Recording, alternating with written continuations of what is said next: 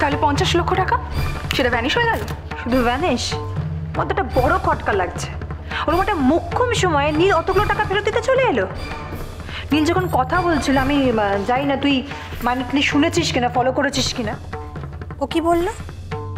যখন ও শুনলো, তাই আমি যখন পুরো বিষয়টা জানতে পারলাম, আমার খুব কষ্ট হলো। আমি মন থেকে ব্যাপারটা কিছুতে মেনে নিতে পারিনি, তাই জন্যই তো ছুটে এসেছি এখানে। তার মানে এই বাড়ির প্রত্যেকটি কথা নীলের কানে কেউ তো পৌঁছে দিচ্ছে। কথা হলো সেটা কে? আর নীলের কানে পৌঁছচ্ছে মানে যে পিসমণি, নীল আর মিস্টার গুপ্তা কোনো কানেকশন নেই তো? অ্যাপারেন্টলি ডিসক্লোজ করেনি, কিন্তু আদৌ যে কানেকশন নেই সেটা বলা যায় না। কিন্তু সবাই তো পৌরাণীকে দায়ী করছে। না, সবাই দায়ী করছে না, শুধুমাত্র নীল দায়ী করছে। আর কথা হলো এর পেছনে ওর স্বার্থটা কি? খুব বড় একটা ভুল হচ্ছে। জানি অলি, জানি, আর সেটাই তো খোঁজার চেষ্টা করছি। ভগবানই জানেন যে এই বিপদ থেকে আমরা কি করে উদ্ধার পাবো। আচ্ছা পিসমণি, আমরা এই ডিসকাশনটা না করে আমরা ছোটো মার সাথে কি ডিরেক্টলি আলোচনা করতে পারি না? মানে ছোটো মার সাথে কথা বলে প্রবলেমটা সলভ হলেও হতে পারে। তো সত্যি তাই মনে হয়? তাহলে ছোট বৌদি সব কিছু কেন মেনে নিচ্ছে? বৃষ্টি কোথায়?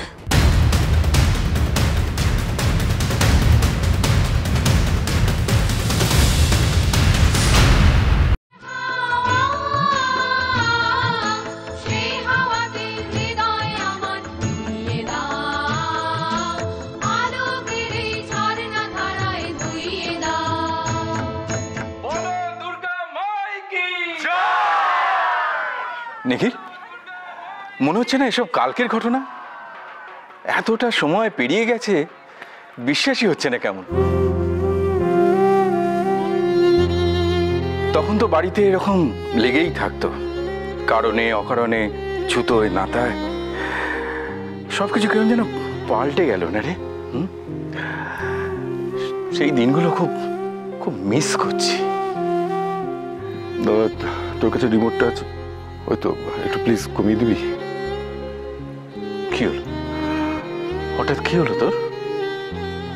কিছু না।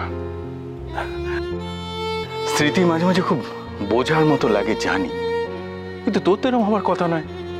কি হয়েছে? খুব টায়ার্ড লাগছে? আমি জানি না রে, তবে এটুকু বলতে পারি যে আমি ভীষণ ক্লান্ত। অভিমানের ভারে? আমি জানি নিখিল, তুই কার কথা ভাবছিস, কিন্তু একটা কথা ভেবে দেখ তো, একটা সময় ও কি করছে না করছে সেই নিয়ে তোর কোনো মাথা ব্যথা ছিল না। আর ইন্দিরাও তোকে তোর মতো ছেড়ে দিয়ে আগলে ধরেছিল এই পরিবারটাকে। ওর মতো কজন পারে ঘর সংসার সব সামলে বাইরেটাকেও সামলাতে? ও যা করেছে তাতে ওর সবটাও ঢেলে দিয়েছে। তাই তো ইন্দিরা আমাদের গর্ব, আমাদের অহংকার। হ্যাঁ মানছি, তোর কথায় কোনো ভুল নেই, কিন্তু আমাকে একটা কথা বলতো, বৌদি যদি এভাবে সারাদিন ব্যস্ত থাকতো তাহলে কি কোথাও তোর একটু অভিমান হতো না? কি লাভ অভিমান করে? আমি তো এটুকু জানি যে ওরা বাইরে থাক ঘরে থাক, ওরা সবসময় এই সংসারে মঙ্গলের কথাই ভাবে। তোর বৌদি ভেবে কি করতো আমি জানি না, তবে ইন্দিরা কিন্তু একদম অন্যরকম, ওর সাথে কারোর তুলনা হয় না।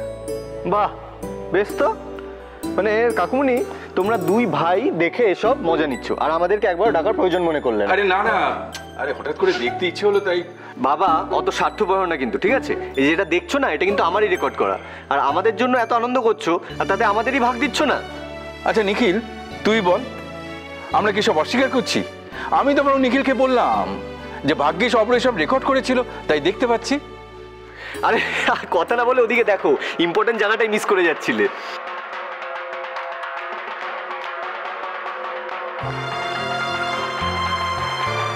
আরে এগুলোই তো আসল ছিল, আসল হাসি, আসল আনন্দ, আসল কান্না। এখন তো সব কেমন যেন পাল্টে গেল। তোরা দেখ, আমি যাই। কাকুমনি,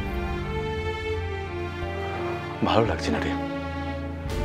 এই এই পুরনো ছবিগুলো দেখতে দেখতে সবার মাঝে নিজেকে খুব বেমানান লাগছে। অবশ্য এখনো তাই। তবে একটা কথা ঠিক অব্র, জানিস, সবাই পাল্টে গেলেও আমি কিন্তু এখনো পাল্টাইনি, একই আছি। সেটাই তো অনেক বাবা।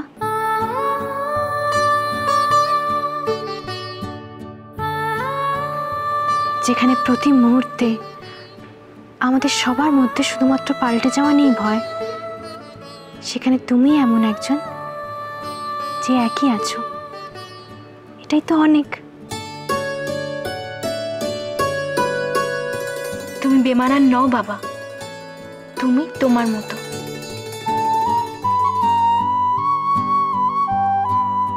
হ্যাঁ, আমাদের সময়টা খারাপ যাচ্ছে, খুব খারাপ যাচ্ছে। আমাদের সংসারে একটা বিরাট বড় ঝড় উঠেছে, কিন্তু সেই ঝড়ে যে শুধু আমাদের ক্ষতিই হবে এমনটা ভাবা তো ঠিক না বাবা।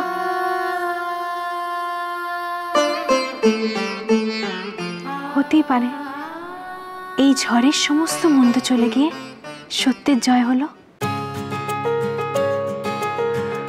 বৌরানী একদম ঠিক কথা বলেছে কাকুমনি। ছোট মা বলে যে যত বড়ই ঝড় আসুক না কেন, আমাদের সবাইকে সবার হাত শক্ত করে ধরে রাখতে হবে। যত খারাপই হোক না কেন, আমরা সবাই সবার সাথে ছিলাম, আছি আর থাকবো।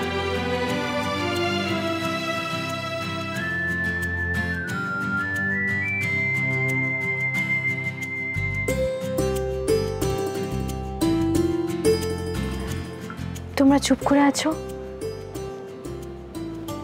এখনো আমাকে ভুল বুঝছো।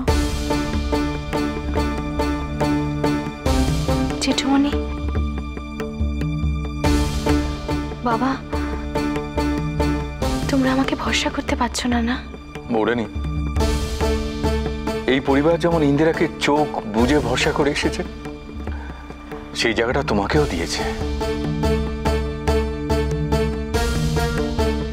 হ্যাঁ, আমরা তোমাকেও বিশ্বাস করি, কিন্তু এটা তুমি কি করে করলে? এত বড় একটা ভুল কি করে করলে তুমি? আমি কি করেছি, কেন করেছি, তার উত্তর তোমরা একদিন নিশ্চয়ই পাবে। শুধু একটা কথাই বলবো, আমি একটু অপেক্ষা করো তার জন্য।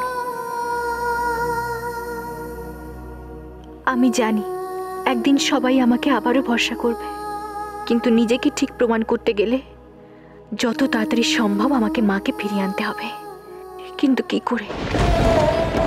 ঠাকুর, তুমি আমাকে পথ দেখাও, পথ দেখাও তুমি আমায় ঠাকুর।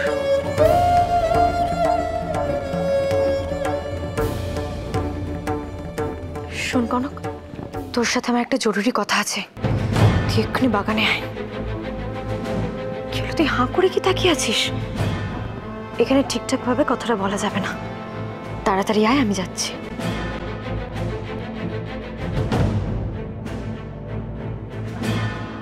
আমি একটু আসছি।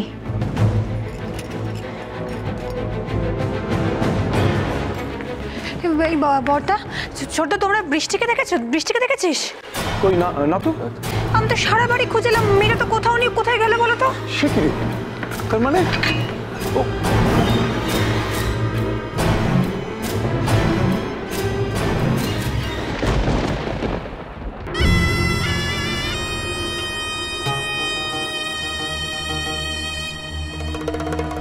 সহ্যের সীমার বাইরে চলে গেছে ব্যাপারটা, আর ছেড়ে দিলে চলবে না। আমি খুব ভালো করে বুঝতে পারছি এসব ওই ছেলেমেলের কাজ।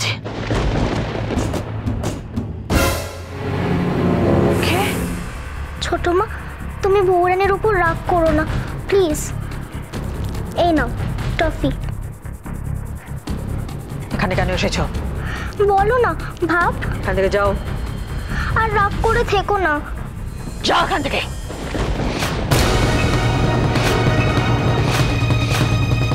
যাও। মা মা মা মা মা মা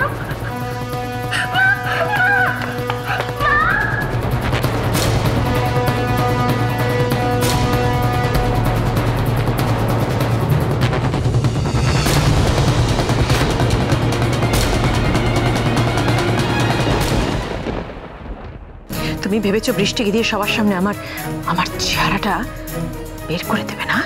আমি কিছুই করিনি, বৃষ্টি একাই। দাঁড়াও দাঁড়াও, প্রথমে আমার মুখে কালি ফেলা আর তারপর বৃষ্টিকে দিয়ে সিনক্রেট করানো। সত্যি আমি কিছু করিনি। আচ্ছা সেটা করবোই বা কেন? আপনার সঙ্গে আমার যা হিসেব মেটানো সেটা আমি নিজে একা মেটাবো। কিসের হিসেব তোমার? আপনি আমার সঙ্গে, আমার পরিবারের সঙ্গে যা যা করেছেন সে প্রত্যেকটা হিসেব মেটাবো আমি।